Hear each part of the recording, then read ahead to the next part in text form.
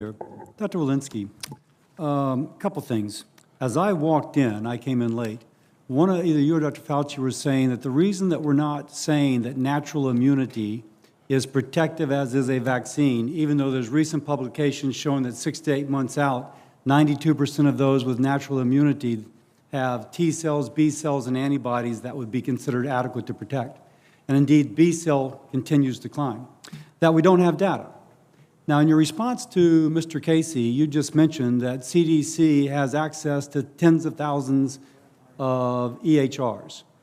And I've been told that HHS or CDC has access to patient-identifiable data as to who tests positive.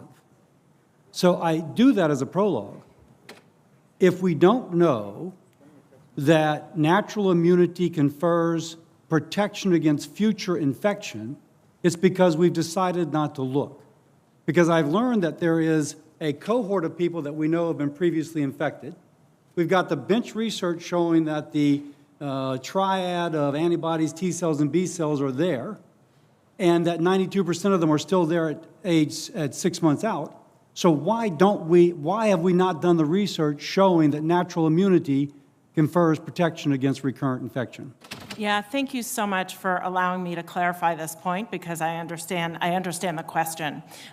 First of all, let me just reiterate that our current stand after reviewing 96 papers and a scientific brief on this issue is that everyone who's been previously infected should be vaccinated. But that's not my question. Right, agreed. And part of the challenge here is, as you know, the infection-induced immunity and the biases associated with retrospectively looking at the data. Several of those papers that we reviewed for that brief have demonstrated that the kind of disease that you had at the time you had it matters.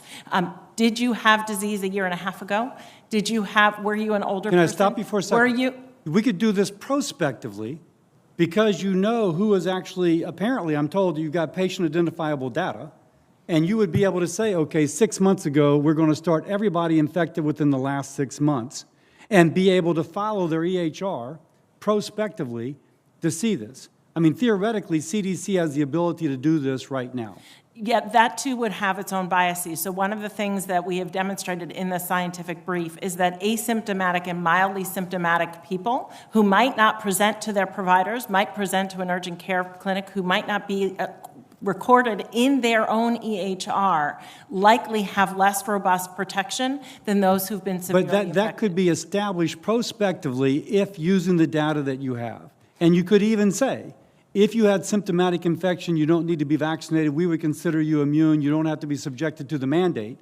But if we had data that demonstrated a correlation of protection, Dr. Fauci already mentioned data that they're working on to look at correlates of protection, not just in antibodies, but as you noted, in T cell function as well. So if we were able to document a correlate of protection, we absolutely could prospectively follow. But this paper that I'm reading from NIH speaks that there is durable memory of the virus up to 8 months after infection in 95% of the people who recovered, including B cells, which continue to climb, T cells, and antibody.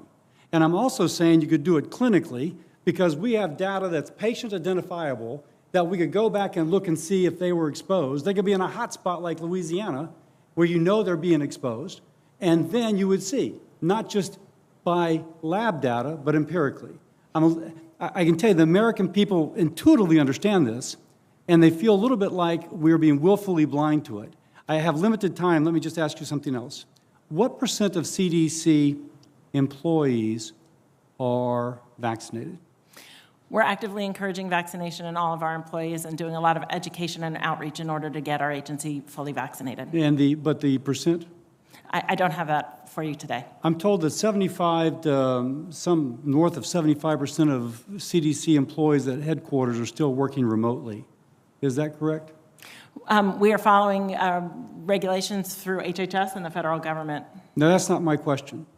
I apologize to be rude, but I'm asking a very straightforward question. I've been told that north of 75% of employees at CDC headquarters are working remotely. Is that correct? Senator, I don't actually know the number off the top of my head. When you look down the hallway, are there empty desks? Are over 50% of the desks empty? Senator, I don't have the numbers off the top of my head. What I will tell you is that we're working closely within HHS and the administration to follow the governmental rules for return to the workplace. There was a recent GAO report that shows, and released in the last 2 weeks, that there's been no coordinated response from the federal government to get people back into work. Now, if there's any agency that, since we have teachers in Fulton County are back at work, that the caseload of COVID in Fulton County is about 88, at its peak it was 606. If what I've been told by someone who frankly kind of knows, that people in laboratories are not showing up. I have no clue how laboratory workers who presumably are vaccinated wearing PPE would consider themselves eligible to stay at home.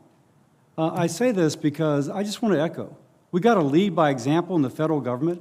If our public health agencies don't have enough confidence in the immunization and in the PPE to go back to work fighting infectious diseases, there's going to be a lot of undermining of a willingness to further fund public health. We absolutely have our essential labs back at work conducting their essential research towards this response. And we are following the regulations and providing technical assistance and technical support to the federal government for return to work policies. One more thing. Angus King and I had sent a letter dated February the 25th asking about genomic surveillance. We've still not received a response. You referenced it in your earlier remarks. Both Senator King and I would appreciate a response. We'll get back to you. Thank you very much. Thank you. I yield. Thank you. I'm going to go vote. The next four senators I have in my order are Senator Baldwin, Marshall, Rosen, and Murkowski. I will return. Thank you, Madam Chair.